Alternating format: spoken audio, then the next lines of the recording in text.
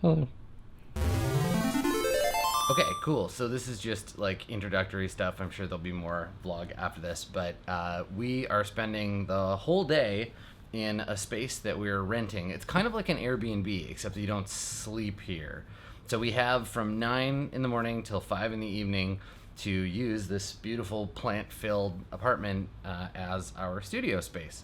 So we're going to shoot a bunch of photos of Blue Jay, and then we have people coming in, and we're going to take some portraits of like friends, and I'm really excited. And Tyson's going to be here like any minute, and yeah, it's just a whole day of making rectangles. I'm excited. Are you excited? Do you like the space?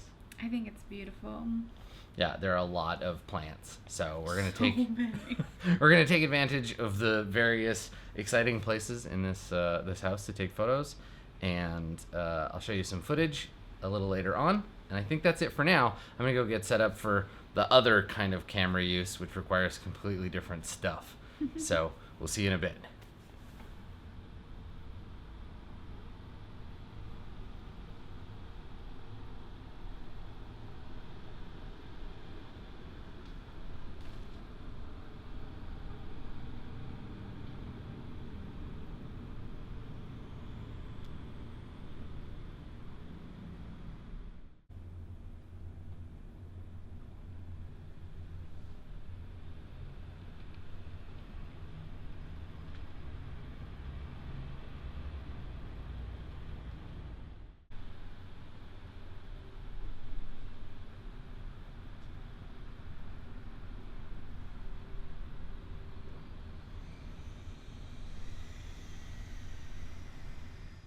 All right. I don't know about you, but I am tired as heck. So today we went to. Do you remember the name of the studio space? Loft Garden Oasis. That's right, Loft Garden Oasis. So this one in particular is full of plants. How many did you say they had? Like 180? What? So 180 plants. So that gives you an idea of what to expect.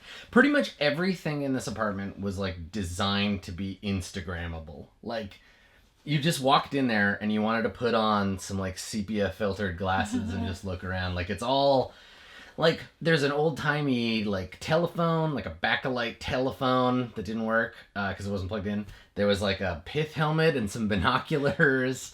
Lots of wicker furniture.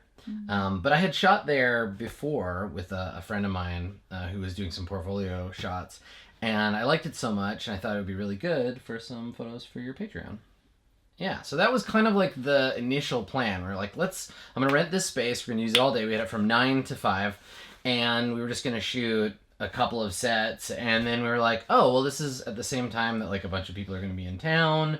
And Tyson and Corey are both photographers. Not my brother, Corey, but a different... Anyway, so some friends of mine that are photographers are in town. So basically, kind of all day we had people coming in and out and taking pictures and posing for pictures, and I'm really excited. It was really fun to get to shoot photos all day. Yeah.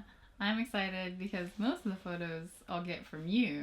So it'll be like, okay, Adam's got the photos with him. There's random ones that Tyson took Tyson and behind the Corey scenes. and like, yeah. And I have no idea what to expect from most of those. I think Tyson showed me like a couple of the behind the scenes ones on his phone, but like otherwise I'm just excited to see what they were doing, because most of the time like I was focusing on you taking pictures of me. Yeah. And then Tyson would just be like on the side somewhere. We have a couple of photos of Blue Jay like posing with the fake phone, and then Tyson's in the background with his camera like a creep.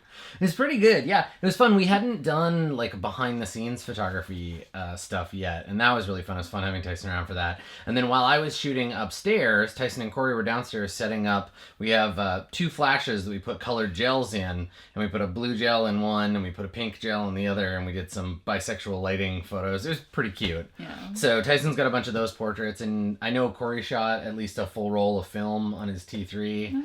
So it's just like photograph city all day long. And we got tacos for lunch from the taqueria, and Tyson went and got us coffee, and like the day went by so fast, because I guess that's what happens when you're doing stuff that you like. So it's been, we were talking about this in the car, it's been like more than a year now since we started doing photos for your Patreon. Yeah. How are you feeling about it now? I'm feeling really good and really confident about modeling. I feel like I'm learning more about posing and stuff like that. I would say that the challenge that comes up is having interesting backdrops that aren't just like your or my house. Yeah. Which is why it was really exciting to get a new shooting space and to have that extra aspect of newness, just because like we can change the lighting up a bit, you can change the way that you edit the photo, I can buy new lingerie or watch and learn new techniques in terms of modeling, but the space you're in really, really defines the look of the photos. Yeah, and I think that's why, like, when we travel now to a place we're going together, that's a big part of it. Like, when we pick the house we stayed at in Hawaii, which I don't know about you, but Hawaii feels like it was like... It was so long like ago. last year. And I was like, nope, still during Vlogmas. There are vlogs from not that long ago when we were in Hawaii. But this is what life, I don't know, like my life feels like this, where like I think things happen and then there's so much that happens after them that they just get shunted into the back memory and like... Yeah, I think the thing that separates it for you was you like immediately went to We had the live show, yeah. And so the travel kind of just like spaces things out. For me, as soon as we got back, yeah, you fell the day we got back, I fell down the stairs, and so I've just it's not been funny, like, but like it... I mean, the Oh, timing man. is hilarious. Yeah. The actual event is less hilarious. Yeah, so on top of all of that other stuff, let us not forget that the whole day while we were all taking photos of her, Blue Jay was like gravely injured. So nicely done. Yeah. So that's, I think you're right about that, about like having different locations to shoot and coming up with like ideas that don't feel just like, it's like, I don't know, sexy Santa Claus and then a sexy turkey. I mean, I'm not... And a sexy Abraham Lincoln. I have absolutely... Actually, that's a good one. Let's do sexy Abraham Lincoln. We'll get you a big hat. I've done that before. In college, I was in Abraham Lincoln's big gay dance party. I wore a beard and top hat and sequins. It's like, okay, if you put all of the theater kids on a spectrum, right? I'm over here, because I was also a theater kid. I'm over here, and Blue Jay is over here. Where Blue Jay is on the end of the spectrum, where theater is about, like, having fun and goofing off with your friends and like, having a nice time and doing musicals. And I'm over here, like, can we do more dramas? Can we do, like, sad tragedies? Excuse me. I'm only going to wear black and scowl at everyone all the time, and me and all my friends just listen to metal and act like we're cooler than everyone else. You have no idea what my theater experience was, except for I was in one show called Abraham Lincoln's Big Gay Dance Party. I have seen... I was also in the Laramie Project, I'll have you know. I've seen lots and lots of photos of you as a teenager, and it looks like you're that was one show. The photos I have are from one show. Yeah. We also did Pride and Prejudice. I also did The Importance of Being Earnest. I was a very varied theater kid, okay? What other plays did we do when I was in theater? We did, we all, like, were angry that we were forced to do The Music Man, but I didn't have to be on stage for that. Was high school for me. We did, God, there was a Bertolt Brecht play, The Good Woman of Szechuan. That one of Brecht's, like, ones like that. We did that one. That one was kind of fun because it was about communism. Mm-hmm. We did Frankenstein. That was my favorite one of the whole because it's so good. There's like strangling and fire and it's awesome. There was a National Theater production of Frankenstein with Johnny Lee Miller and Benedict Cumberbatch switching off in the titular roles. The monster and the doctor. Johnny Lee Miller is the dude from Hackers. Yes. Yeah, and it was, I watched both of them in the different performances. So he's like pulling the switch and the lightning's going and he's like, hack the planet!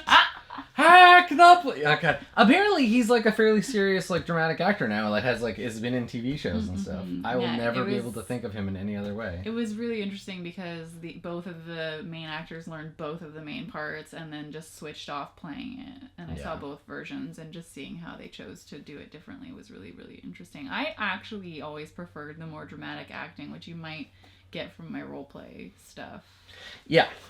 Yeah. I mean, I'm, sassy with the rest of them, but I don't think that comedy has ever really been Alessandra is like your most like that character is the one I think of when I think of like Arcturus was like fun, and Macaria was a total train wreck, and November has proved to be like pretty fun. But yeah, Alessandra from the Burning Wheel game is probably my favorite. There are some games that really lend toward more like actual, for lack of a better word, like character introspection and drama. I talked a little bit about. Is absolutely one of them. Yeah, I talked a little bit about this on an earlier vlog about like Jace Beleren and how I think it's like an amazing show and we're having a really good time and the characters are fun and the cast has a lot of chemistry, but like D&D just happens to be there in the room. Like we're all having this really fun party and D&D's there with their beer like, hey, what's up? I was at that party too. Selfie. Right? And we're like, okay, D&D, like we're having a conversation, so... Oh, you want to make a skill check? All right, buddy. But I think that's right. Like, I think you're right that some systems really encourage, and it's interesting because I think for some players, the system encouraging a specific kind of role play is really important, and for other players, the lack of that stuff is like equally important because they don't feel like they have to play by a certain set of rules. Like, I think some people find D&D's total lack of like social stuff freeing because they can like freeform that stuff and the rules don't get in the way. I hate that personally. I find it really obnoxious, but I can see why people prefer that. My role-playing experience has been framed a lot by how you play games because you've run the vast majority of games I've been in. Yeah. But I find that when I'm looking for a game, I definitely want a system that benefits the type of play I'm looking for. Yeah, you want to get rewarded for doing the shit that is fun that you want to do. And sometimes that's like, I want to run a game like this. I want it to be simple. I want it to be something that we can all jump into really quickly. And so you go to a Powered by the Apocalypse engine, generally for me. And sometimes it's like,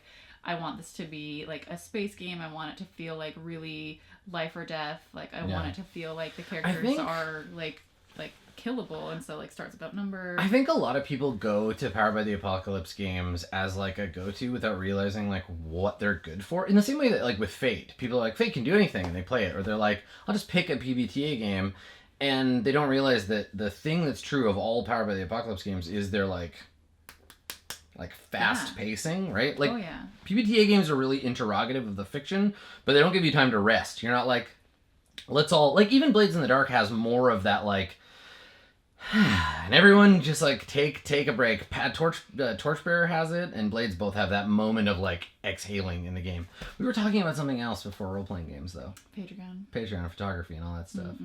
Anyway, we did photos all day, and then we went and got sushi, and it took forever, and like I think it was the waiting in the line that just like killed me. We were gonna do something after. We were gonna like hang out and get drinks and stuff after we got food, but we went and got food, and like standing in that line in the rain and waiting like an hour and 20 minutes, I was just like, I'm done. That's it. I'm finished. Today's over now. Today is over, yeah. So. And so is this vlog. See you later, suckers. What do I look like? I'm the boss. She said it's over. It's over.